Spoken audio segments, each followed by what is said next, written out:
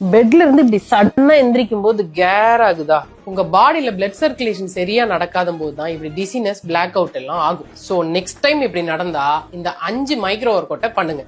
Number 1, side to side neck stretch. பெட்ல ஸ்ட்ரைட்டா உட்காந்து இந்த மாதிரி ஹெட்டை லெஃப்ட் அண்ட் ரைட் மூவ் பண்ணுங்க.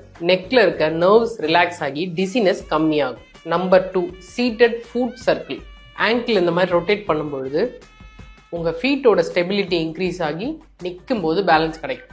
Number 3, calf raises. இது உங்க லெக்ல பிளட் சர்க்குலேஷனை இன்க்ரீஸ் பண்ணி டிசினஸ்னால கால் நடுங்கிறத ப்ரிவென்ட் பண்ணும். Number 4, alternative arm swings. இப்படி பண்றதுனால பாடியில பிளட் நல்லா ஸ்டெபிளைஸ் ஆகி பிரெயினுக்கு தேவையான ஆக்சிஜன் கிடைக்கும், டிசினஸ் ஆகிறதும் ரெடியூஸ் ஆகும். லாஸ்டா சீட்டட் டோசோ ட்விஸ்ட்.